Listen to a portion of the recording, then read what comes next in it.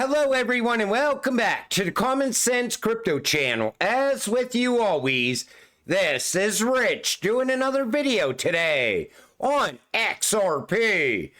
So I hope you're all having a wonderful day today wherever you are in this great world. We're gonna talk about XRP. And I gotta start with this because just recently in an XRP video, I talked about how it looks like Ripple and Ethereum are working together. And I even brought up that Vitalik slept on the CTO's couch way back when. I thought it was David Schwartz, but I was wrong. It was actually Stephen Thomas' couch that Vitalik was sleeping on. But David addresses that here. Take a listen. Rumors out there that Vitalik he was an intern at Ripple before I was at Ripple. Yeah. Tell us more about that. Yeah, I mean, it's so sad. By the way, we are way off script. Whatever. It doesn't. It's so sad that didn't work out. I mean, can you imagine the great things Vitalik could have accomplished at Ripple? No, but seriously, though, Vitalik had some great ideas about smart contracts on layer one. And at one point, he stayed on Stefan's couch, our CTO at the time, and he shared his ideas. And we were obviously very, very impressed that, you know, he had a clear vision, not that far ahead of its time, as it turned out. And he actually, Stephen Thomas, myself, Arthur Brito at times, and Vitalik talked about like bringing layer one smart contracts to our design.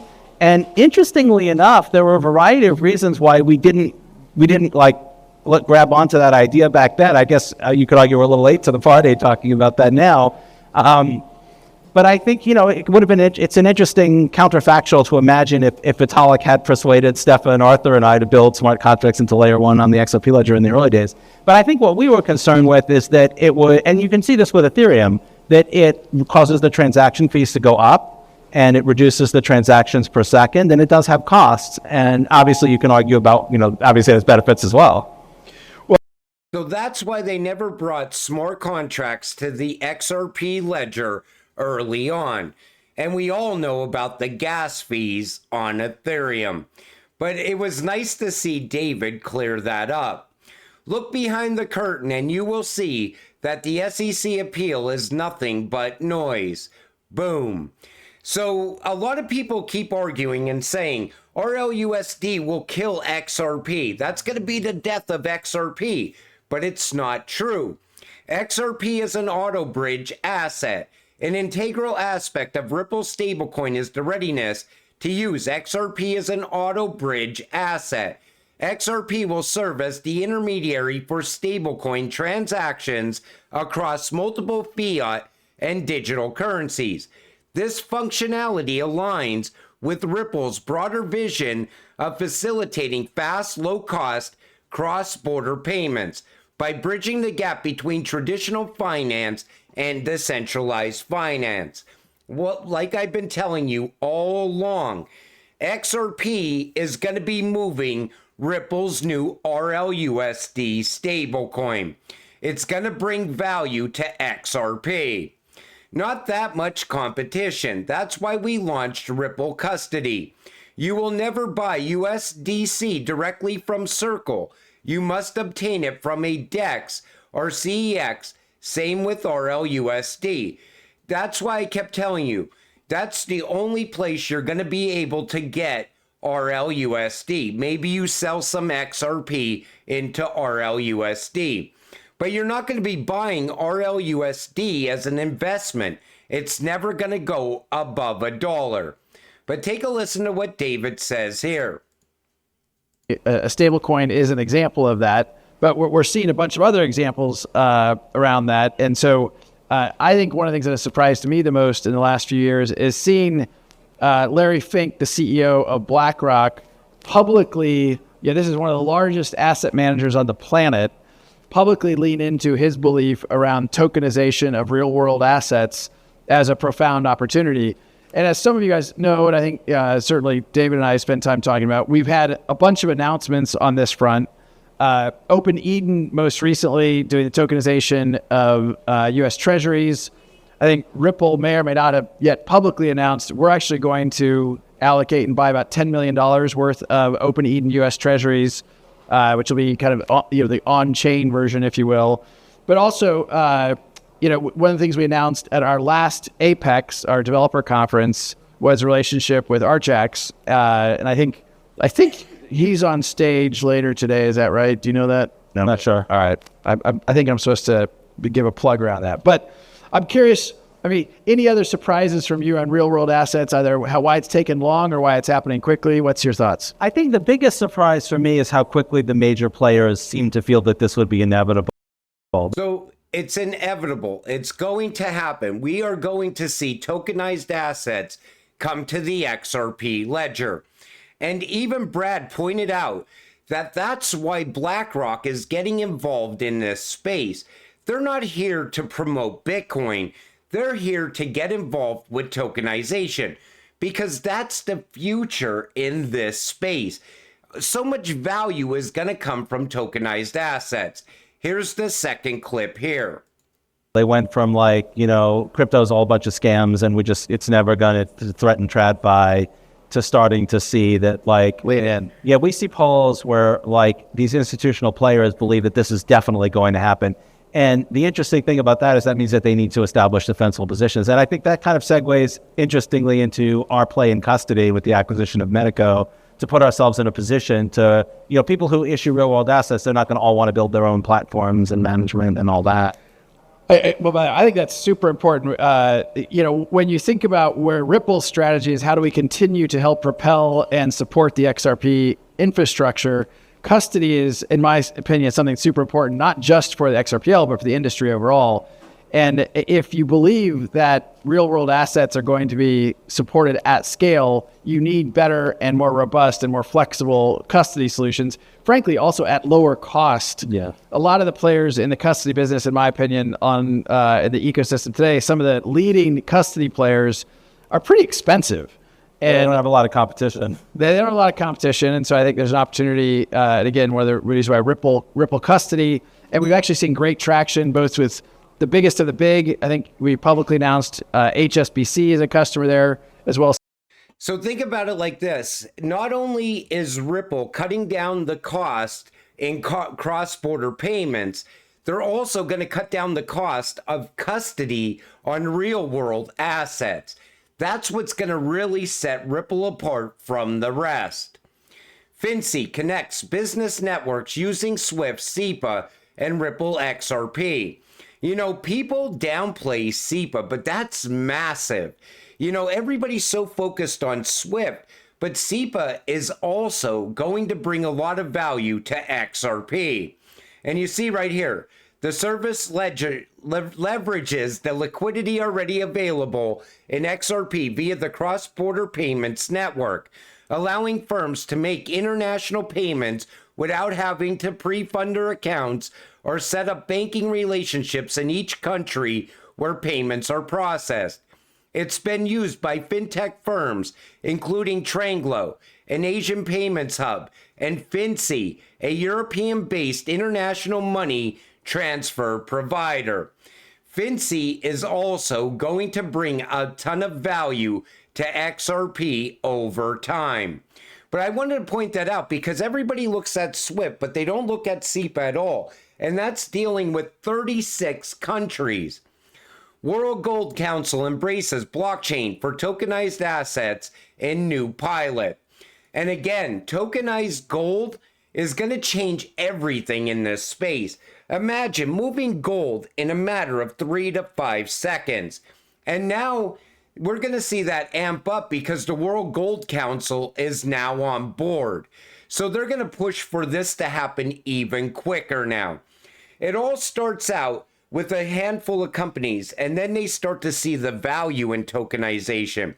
Right away, everybody is now getting involved with tokenization. That's why I said, once that gains traction, it's going to expand so quick. And if you're not holding XRP at that point, you are going to get priced out very fast.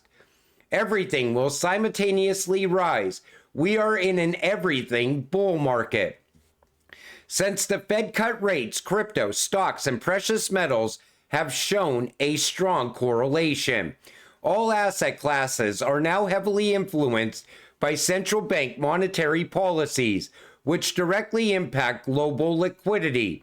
Major central banks, including ECB, PBOC, and the BOJ, are cutting rates simultaneously, driving what is known as the everything bull market. This trend is highlighted in a recent investment report from a prominent wealth management firm. The everything bull market makes sense, as all asset prices, crypto included, are closely tied to central bank policies. Stocks and gold, in particular, have performed exceptionally well under these conditions. This bull market has just begun, and it's likely to be enforced for the next several months. And that's why I'm always telling you, you're looking at the price of XRP today. This market is going to take off. And when it does, nobody's going to be talking about price anymore. Nobody's going to be pointing out, oh, look, XRP's not moving, because it's going to be skyrocketing.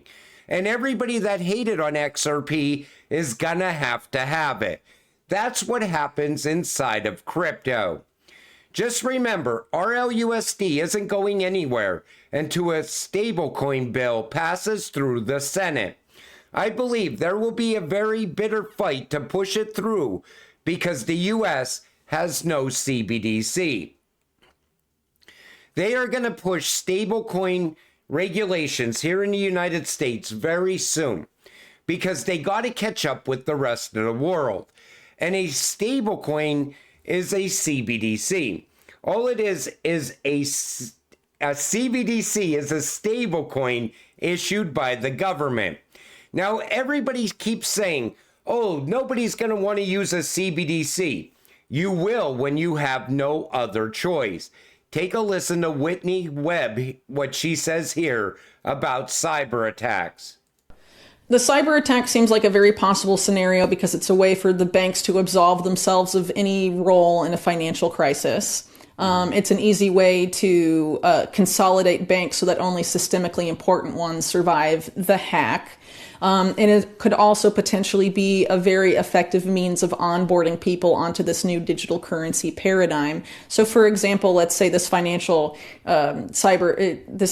attack on the banks takes place, and they say, well, the existing money in your account has disappeared. The hackers took it, but we can return to you the exact same amount of money you had, but it won't be in the dollars you had before. It will be in USDC or this dollar-backed stablecoin, or it will be this token.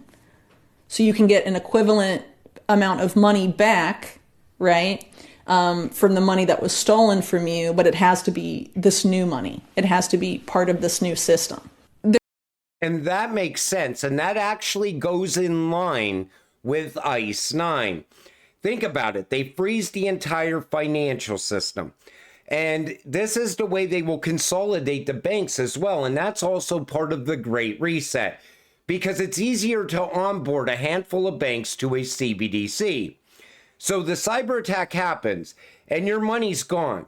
And now they created this new money, and the new financial system comes online. But in order to get your money back, you got to accept it in maybe the new US CBDC, stablecoin. They're not going to come out and call it a CBDC. They're going to call it the digital dollar stablecoin or something like that. It could even be Ripple's new RLUSD, because that's all a CBDC is a stablecoin. It just depends on who is issuing it. But I wanted to point that out because I think we're getting close to the time where they're going to start to really pick up momentum around CBDCs, because all these other countries are very close to going live with the CBDC now. Doug Casey exposes the global elite's plan for feudalism 2.0 and how you can resist. Now, what they're talking about here is wiping out the middle class. There's little doubt the self-anointed elite are hostile to the middle class, which is on its way to extinction, thanks to soaring inflation and taxation. It seems they would like to implement a kinder and gentler version of feudalism. So what they're going to do is this. They're going to wipe out the middle class. They're already on the path to doing that because nothing seems to be changing with inflation. The Fed comes out and says, oh, we got inflation under control. Things are going down in price. And then you go shopping at the grocery store and you realize nothing is really getting better. But the middle class is what's holding back the Great Reset. Once the Great Reset happens, they only want two classes left, rich and poor. And that's why I'm always telling you, you have to get rich off of your XRP because that's your only way of avoiding the CBDC system. Maybe you're transacting in a crypto system instead. But it's the same reason that this has been pushing for a while now. This didn't just start last year or in 2020. This actually started a long time ago. But they didn't have a solution to what's going to replace the money. Now they have a solution. And we are holding the future. We're holding what's going to move their new digital money around the world. That's what XRP is built to do. It's a bridge currency that can bridge anything of value, including a CBDC. But again, I urge you to get rich off of your XRP because this is your one shot. If you don't get rich off of XRP and you sell it too soon, they already are planning for universal basic income. They're planning for AI to take people's jobs. And that's going to happen at a very fast pace. AI is not slowing down. If anything, it's gaining momentum. You have to get rich to avoid the CBDC because the elites are not going to be under a CBDC. The rich people are not going to be under a CBDC. The poor people and people that get government universal basic income, they will be tied to the CBDC. Get rich before it happens. With that said, I'm going to wrap up this video. I want to thank you all for watching. I appreciate all of you. I'll see you in the next one. Have a great night.